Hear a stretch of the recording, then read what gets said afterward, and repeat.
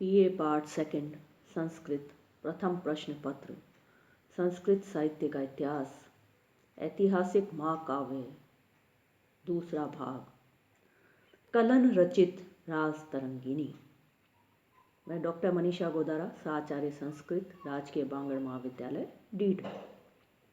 आधुनिक ऐतिहासिक रीति से साधनों के पर्यालोचन के आधार पर निर्मित राज तरंगिणी प्राचीन कश्मीर का एक महनीय इतिहास ग्रंथ है और इसके विद्वान रचयिता का नाम कलहन है। राज तरंगिणी कश्मीर के राजनैतिक, ऐतिहासिक, भौगोलिक विवरण, सामाजिक व्यवस्था, साहित्यिक समृद्धि तथा आर्थिक दशा को जानने के लिए सचमुच एक विश्वकोश है। 20वीं शती की वैज्ञानिक ऐतिहासिक पद्धति से परीक्षा करने पर यह बिल्कुल ठीक, प्रामाणिक तथा खरा नहीं ठहर सकता, तथापि अपनी व्यापक दृष्टि तथा आधारभूत ग्रंथों के पर्याप्त उपयोग के कारण राज तरंगिणी वस्तुतः संस्कृत साहित्य में अद्वितीय है। इसके मर्मज्ञ रचयिता कलहन कश्मीर के निवासी थे। आद्य ब्राह्मण वंश में उत्पन्न होने के कारण राज दरबार के जीवन को नजदीक से देखने के हेतु कलहन का अनुभव विशेष रूप से विशाल तथा विस्तृत था। इनके पिता चंपक तत्कालीन कश्मीर नरेश हर्षदेव 1089 से लेकर 1101 ईस्वी के प्रधान अमात्य थे, जो अपने आश्रयदाता के सुख में तथा दुख में, उन्नति में तथा अवनति में, रास में तथा विलास में समभावेन एक निष्ठा से सेवा करना जानते थे। तथापि राजा की हत्या किए जाने पर जिन्होंने सेवा कार्य से सदा के लिए संन्यास ले लिया, इनके पितृव्य कनक भी हर्ष के कृपा पात्रों में तथा विश्वासी अनुजीवियों में से थे, जिन्होंने जीवन की संध्या में कश्मीर से नाता तोड़कर काशी में आकर निवास किया था। कलहन का वास्तव संस्कृत नाम कल्याण था, जिन्होंने अलगदत्त नामक किसी विशेष पुरुष की छत्र छाया को अपने कल्याण तथा ग्रंथ निर्माण के लिए अपनाया था। यदि ये चाहते तो अपने पिता के समान ही राज्य के उच्च अधिकार पद पर प्रतिष्ठित हो सकते थे, परंतु तत्कालीन राजनीतिक संघर्ष तथा परिवर्तन के युग में इन्होंने अपने को अधिकार पद से वंचित रखकर राज दरबारों की गाथा निबद्ध करने में ही अपने आप को निमग्न किया। इसलिए वह निष्पक्ष दृष्टि से घटनाओं के अवलोकन में सर्वथा समर्थ हैं। इन्होंने राज तरंगिणी की रचना सुसल के पुत्र राजा जय सिंह 1127 से 1159 ईस्वी में के राज्यकाल में की। सन 1148 ईस्वी में कलहन ने इतिहास लिखना आरंभ किया तथा 1150 ईस्वी में इन्होंने 2 वर्षों के भीतर इसे समाप्त किया। राज तरंगिणी में 8 तरंग हैं, जिनमें 8वां तरंग समग्र ग्रंथ के आधे से भी मात्रा में तथा परिमाण में बढ़कर है। कलहन का श्लाघनीय उद्योग था कश्मीर के अत्यंत प्राचीन काल से आरंभ कर अपनी 12वीं शती तक के इतिहास का प्रामाणिक विवरण प्रस्तुत करना। राज तरंगिणी के आरंभ के तरंगों में वर्णित भूपाल पौराणिक गाथा के आधार पर आश्रित होने के कारण अनेक अंशों में कल्पना जगत के ही जीव हैं, प्रामाणिक इतिहास के पात्र नहीं। परंतु ज्यों ज्यों कवि अपने समय की ओर ढलता गया है, त्यों त्यों उसका इतिहास प्रामाणिक, खरा तथा सच्चा उतरता गया है। आरंभ तो होता है विक्रमपुर द्वादश शती के किसी गोनंद नामक राजा के वर्णन से, परंतु ग्रंथ के आरंभिक 3 परिच्छेदों में राजा का निर्देश बिना किसी काल या तिथि के उल्लेख से ही किया गया है।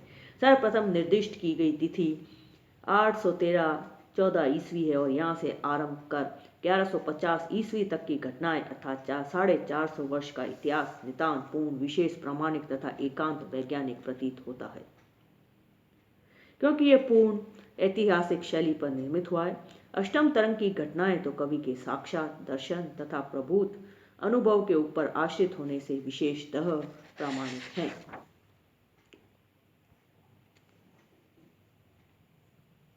कलहन की ऐतिहासिक दृष्टि अर्वाचीन इतिहास वेदा की शोधक दृष्टि के समान है, जो अपने उपकरणों तथा साधनों को पर्याप्त परीक्षण के अनंतर ही ग्रहण करता है। वे अपने देश के इतिहास तथा भूगोल से गाढ़ परिचय रखते हैं। उन्होंने प्राचीन इतिहास संबंधी 11 ग्रंथों का उपयोग इस इतिहास में पूरी छानबीन के बाद किया, जिनमें केवल नीलमत पुराण ही आज उपलब्ध है। सुव्रत पंडित का ग्रंथ दुष्ट वैदग्धि से तीव्र होने के कारण विशेष उपयोगी सिद्ध न हो सका। क्षेमेंद्र की नृपावली कवि की रचना होने से रमणीय अवश्य थी, परंतु इसका कोई भी अंश दोष भी रहित नहीं था। हेला राज के ग्रंथ पार्थिवाली से भी अनेक राजाओं के नाम तथा धाम संकलित किए गए, परंतु कलहन पंडित मार्मिक शोधक थे। फलतः उन्होंने शिलालेख, दान पत्र, प्रशस्ति आदि अन्य ऐतिहासिक उपकरणों की सहायता से अपने ग्रंथ को भरसक पूर्ण तथा प्रामाणिक बनाया है। उदार दृष्टि के होने के कारण कलहन संकीर्णता तथा एक देशीयता के जाल से बिल्कुल बचे हैं। वे प्रत्यभिज्ञात दर्शन के अनुयायी शैव थे। तंत्रों में उनकी पूरी आस्था थी, परंतु कदाचारी तांत्रिकों के दुराचारों तथा दुष्ट प्रवृत्तियों की निंदा करने में वे तनिक भी परामुख नहीं हुए। शैव होने पर भी वे बौद्ध धर्म पर अविश्वास तथा अनास्था की दृष्टि नहीं रखते, प्रत्युत उसके अहिंसा तत्व के पूर्ण प्रशंसक है। बौद्ध धर्म ने कश्मीर की घाटी में विशेष रूप से घर कर लिया था तथा जनता के हृदय में प्रतिष्ठित हो गया था। इसलिए कलहन ने महाराज अशोक के बौद्ध धर्माश्रयी कार्यों की पूरी पूरी प्रशंसा की है तथा कश्मीर नरेशों के द्वारा बौद्ध मंदिरों और विहारों के निर्माण का उल्लेख प्रशंसात्मक शब्दों में किया है। कलहन ने लिखा है कि उदाराशय कश्मीर नरेश अधिकार पद पर प्रतिष्ठा के लिए योग्यता की कद्र करते थे। योग्य व्यक्तियों को भिन्न धर्मानुयायी होने पर भी उच्च पदों पर रखने से कभी वंचित नहीं रखते थे। ललितादित्य कश्मीर के विशेष मान्य शैव राजा थे, परंतु इनका अग्रमंत्री तुषार देश का निवासी था। नाम था चंकुन। इसने 8वीं शतक में अपने नाम पर चंकुन विहार नामक एक सुंदर विहार बनवाया और मगध देश से राजा के द्वारा लाई गई विशालकाय बौद्ध प्रतिमा को अपने विहार में प्रतिष्ठित किया।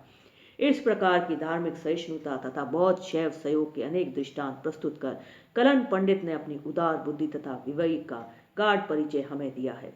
कलहन खरा निष्पक्ष ऐतिहासिक था। आजकल के पाश्चात्य ऐतिहासिकों में ये दोष विशेषतः जागरूक रहता है कि ये अपने ही देश की गौरव गाथा गाने में चाहे वह कितना भी छिद्रों तथा दोषों का शिकार हो कभी नहीं चूकते, परंतु ये पक्षपात और संकीर्ण जातीयता से एकदम उन्मुक्त तथा स्वतंत्र है। काश्मीरी होने पर भी कलहन काश्मीरियों की भीरुता तथा मिथ्या भाषण, संग्राम से पलायन वृत्ति, परस्पर कलह तथा विद्रोह, पक्षपात तथा दुराग्रह, संघर्ष तथा संग्राम, शुद्धता तथा हृदय दौर्बल्य के विवरण देने से कभी नहीं चूकता। ब्राह्मणों के दोषों को बतलाने तथा निकालने में भी वह परांगमुख नहीं होता। वह काश्मीरी सैनिकों की भीरुता तथा दगाबाजी की खूब निंदा करता है, परंतु अन्य प्रांतीय राजपूत सिपाहियों की वीरता की प्रशंसा करने में वह सदा अग्रसर है। वह अपने आदर्श को लक्ष्य रखकर कहता है, शलाघ्य स एव गुणवान राग देश बहिष्कृता भूतार्थ कथने यस्य स्ते यस्य सरस्वती।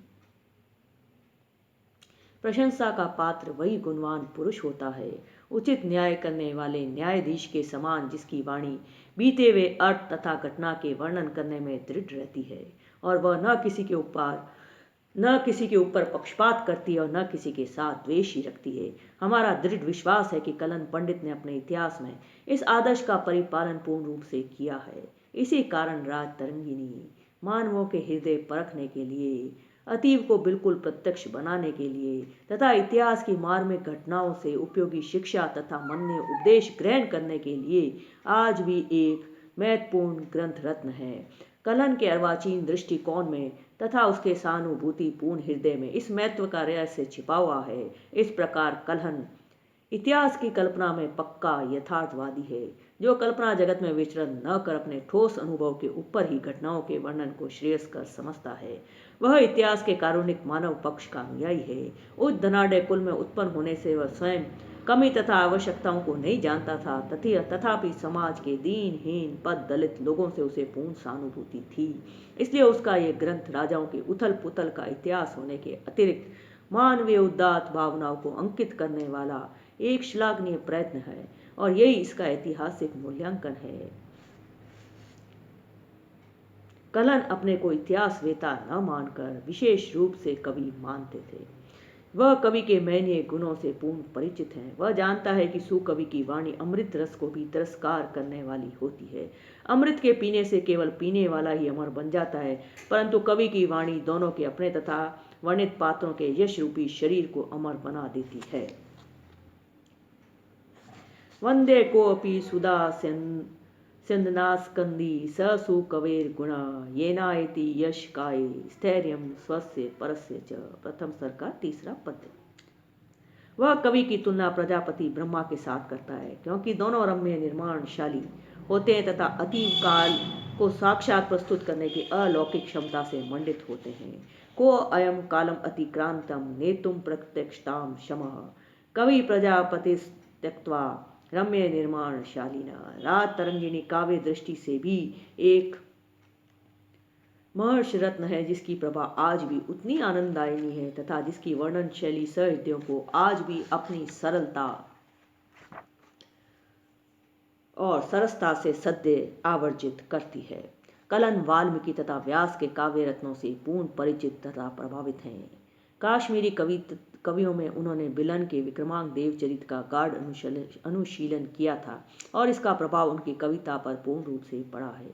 श्रीकंठ चरित के लेखक मंखंक ने स्पष्ट ही लिखा है कि कलन ने अपने काव्य दर्पण को इतना रमणीय तथा साफ कर रखा है कि उसमें बिलन की प्रोडोक्ति सद्य प्रतिबिंबित होती है। अपने प्रतिभा प्रसार तथा वैचित्र वर्णन के लिए पूर्ण अवसर न पाकर खेद प्रकट किया है, परंतु उनके माध्यस्थ वृत्ति हानि उत्पन्न न कर कविता के लिए लाभकारी ही सिद्ध हुई है। हर्ष की कुटिलता तथा दुष्टता को उन्होंने अपनी आंखों देखा था उच्छल और सुसल के परस्पर संघर्ष एवं मार काट को। फलतः जगत के व्यापारों से उन्हें नैसर्गिक उपरति हो गई थी, इसलिए वे शांत रस को अपने काव्य का प्रधान रस मानते हैं। संसार के पछड़े की सूक्ष्म दृष्टि से सूक्ष्म दृष्टि से निरखने वाला कलन भाग्य की दुर्दम नेता तथा अवश्यंभाविता में पूर्ण विश्वास रखता है। वह अपने इतिहास को अपना काव्य कौशल प्रदर्शित करने तथा जीवन दर्शन को अभिव्यक्ति का माध्यम बनाता है। वह अपनी कविता को अलंकारों की सजावट, शब्दों के चमत्कार तथा चाकचक्य से कोसों दूर रखता है। उनके काव्य में एक विलक्षण सरलता तथा हृदय आकर्षण करने वाली साक्षात वृत्तिता है। कलन की कविता वर्णात्मिका है, परंतु उसमें पर्याप्त गति है, मनोहरता है और सबसे अधिक है लेखक की स्वतः अनुभूति का अंकन, जो उसमें जीवन शक्ति डालने में सर्वथा समर्थ हुआ है। चरित्र चित्रण में वह नितांत सफल है।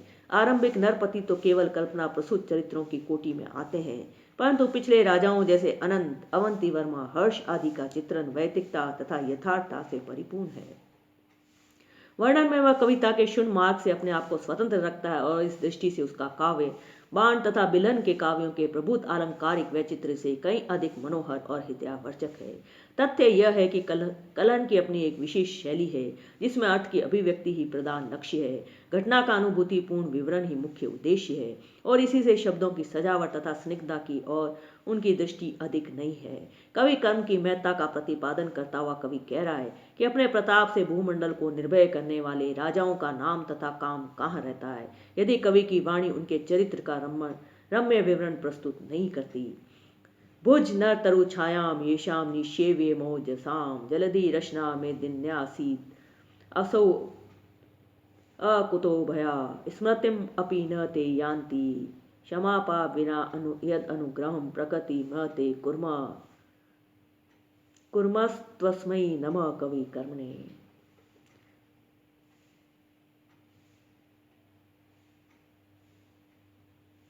अनुष्टुप छंद में ही समस्त ग्रंथ की रचना की है, परंतु स्थान स्थान पर बड़े छंदों का प्रयोग भी शैली को मंजुल बनाने के लिए किया गया है। स्निग्ध काव्य शैली में काश्मीरी राजाओं का संघर्ष में जीवन चित्रित करने में तथा सामान्य जनता के साथ प्रचुर सहानुभूति दिखलाने में राज तरंगिनी भारतीय दृष्टि से आदर्श इतिहास प्रस्तुत करने में समर्थ होती है। उसकी यह विशिष्टता भारतीय इतिहास में कलन का अद्भुत कृतित्व है। काश्मीर के विद्वान कलन की रात तरंगिनी की पूर्ति अपनी रचनाओं द्वारा करते आए हैं। इसके पूर्तिकर्ता लेखकों में जोनराज अधिक महत्वशाली हैं। जोनराज संस्कृत में अनेक टीका ग्रंथों के निर्माता हैं, विशेषकर पृथ्वीराज विजय जैसे ऐतिहासिक काव्य की टीका के। ये कश्मीर के मुसलमान शासक जैनुल आबदीन के आरंभिक युग में वर्तमान थे और उसी के राज्य काल में इनकी मृत्यु हुई। उनकी रात तरंगिनी में 976 श्लोक हैं। कलन और जोनराज के दृष्टिकोण में पार्थक्य है। कलन ने अपनी रचना द्वारा धर्म उपदेश देने का लक्ष्य रखा है। विपरीत इसके जौन राज आधुनिक दृष्टि से संपन्न ऐतिहासिक है, जिनका इतिहास को यथानुभूत यथार्थ वर्णन करना ही लक्ष्य है। इस दृष्टिकोण के पार्थक्य से दोनों के वर्णन में अंतर है। जौन राज के बाद श्रीवर ने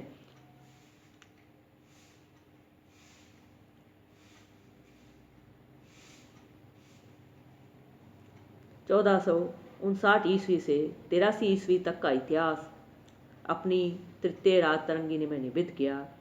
प्राज्य भटकीय एतत् विषयक रचना प्राप्त है।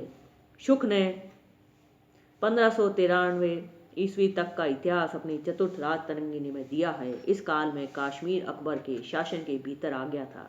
फलतः मुगल काल का इतिहास शुक की राज तरंगिनी में निबद्ध है, जो कलन द्वारा प्रारब्ध परंपरा का अंतिम चरण है। अकबर बादशाह को राज तरंगिनी से बड़ा प्रेम था और इसलिए उसने उसका अनुवाद फारसी में कराया और मुसलमान जनता के भीतर इसे लोकप्रिय बनाया। इसका प्रथम फारसी अनुवाद कश्मीर के राजा जैनुल आबिदीन की आज्ञा से किया गया, परंतु कठिन भाषा में होने के कारण अकबर ने कश्मीर विजय के अनंतर अल बदायूनी से चलती फारसी में अनुवाद करवाया। जहांगीर के समय में कश्मीर के ही उच्च कुलीन मुस्लिम विद्वान हैदर मलिक ने इसका फारसी में संक्षिप्त संस्करण किया।